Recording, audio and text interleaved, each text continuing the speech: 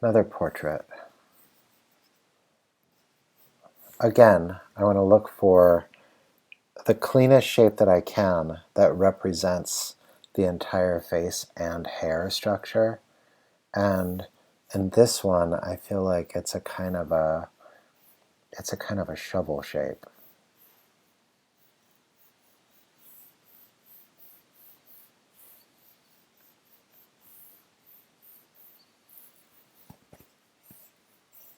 This also works when you're drawing a head out of your imagination. So say you're trying to, if you're looking to draw someone, and if you start in the beginning and you're saying to yourself, what would a great shape be? You know, just getting your first start. Like, you see how this shape is a clean shape, as opposed to if I'm saying, like, okay, here's the eyes and here's the mouth, and I don't know exactly, the shape is going to be something like this. Like, I'll end up drawing a face, but it will be lacking in appeal. It will be lacking in design qualities. Okay, so for instance, this, starting to move that shape around, but at the same time I still have reference to it as the beginning of this development. Okay? So let's say this time his face is turned upwards, and so the eyes are also going to be a little high. Oh, pardon me, a little high of center.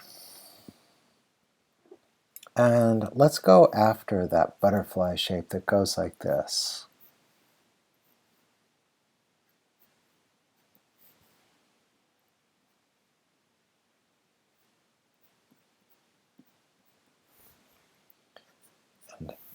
Okay, that's kind of the shape that I'm going for. The other thing that we could do is we could just quickly block in the shape of the hairline.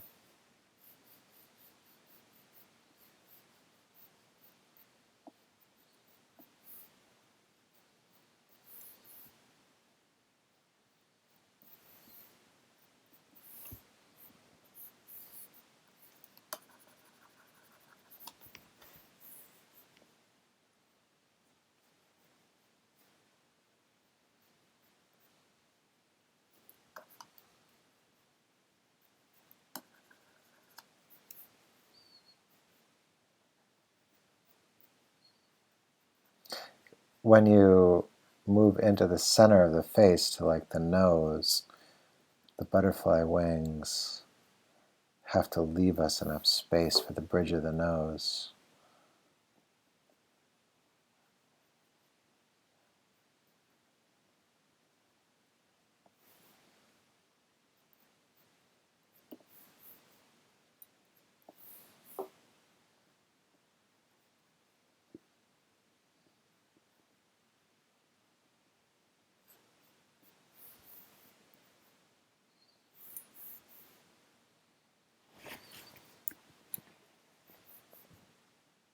In this instance, the eyeballs are really low.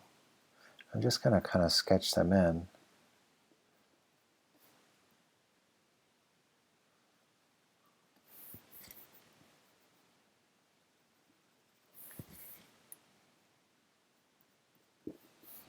And this lid part of the eye is huge.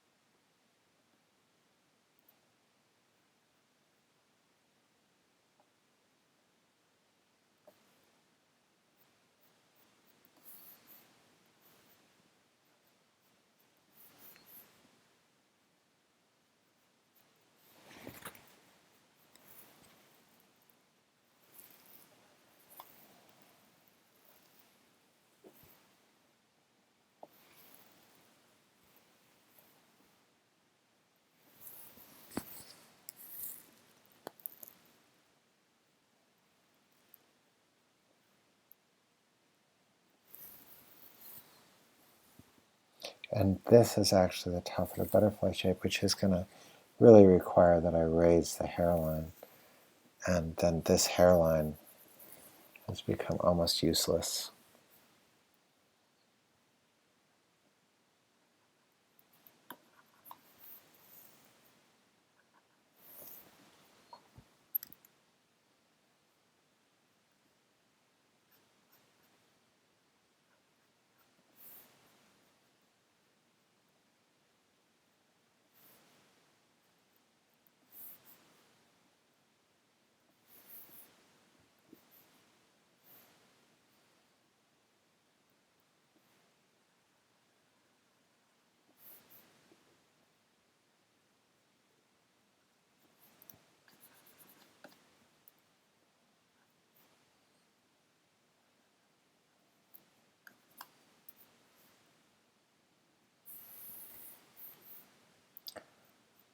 The nose is really well constructed in this. It's very exacting. But you can see the side plane of the nose and that apron that I was working with you guys on that goes from there. Here's the tear duct, here's the tear duct, over and down and out and over. Now, the bottom of the nose, a really extreme example of how we've been drawing the nose. You can just see this upward plane.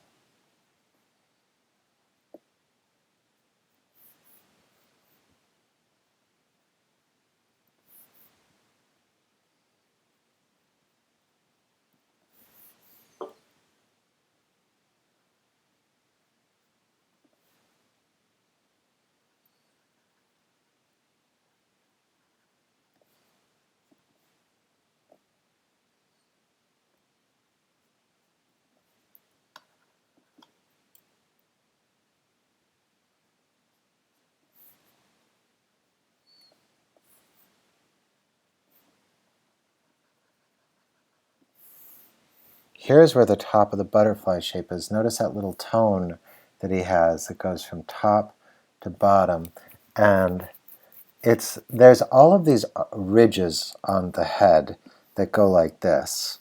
They're kind of shaped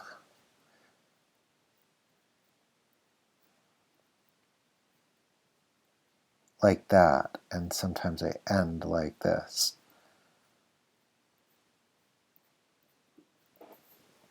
So it's almost like if you looked at this in side view, it's like it would be shaped like this. And then the front plane of it would go like that.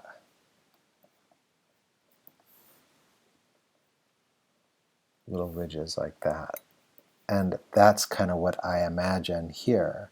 I imagine a ridge that works like this and works its way over. And you can see that this is the bottom side of that ridge. Right here you see how the ridge would have a top and a bottom. And so that ridge I see as going here.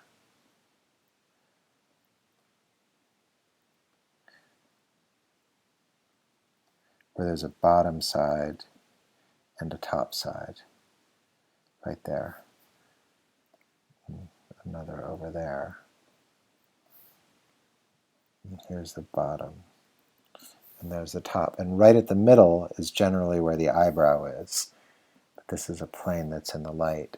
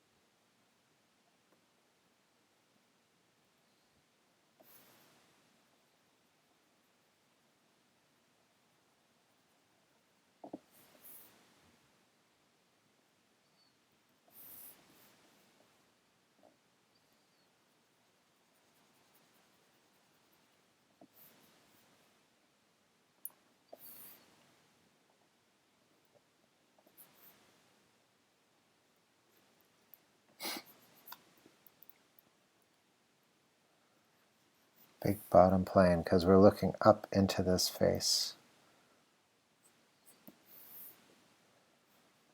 The jaw, right there. Cheekbones.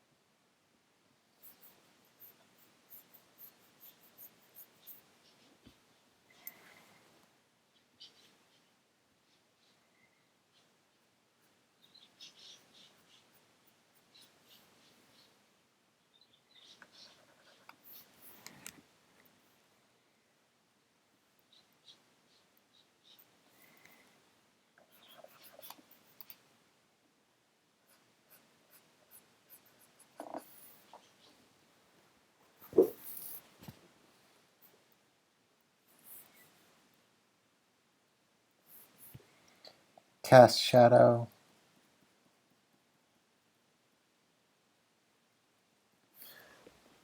It's funny, I find myself slipping into silence when I'm doing these master copies, and we've been over in class kind of all of the construction that you'll see, and it's almost like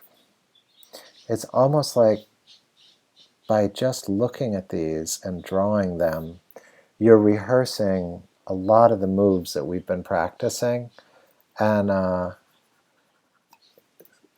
there's just such clarity, in their approach to these things that we've been studying, these various facial and portrait studies, and you see yourself kind of slipping in and out of accuracy, and it creates for me, it creates this great appreciation for the work that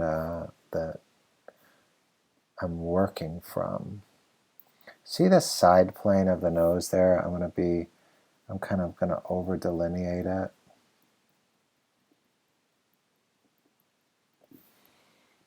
It's really strong. Here's the side plane of the nose. You can really see how he's conceiving of the nose as a kind of rectangular type shape.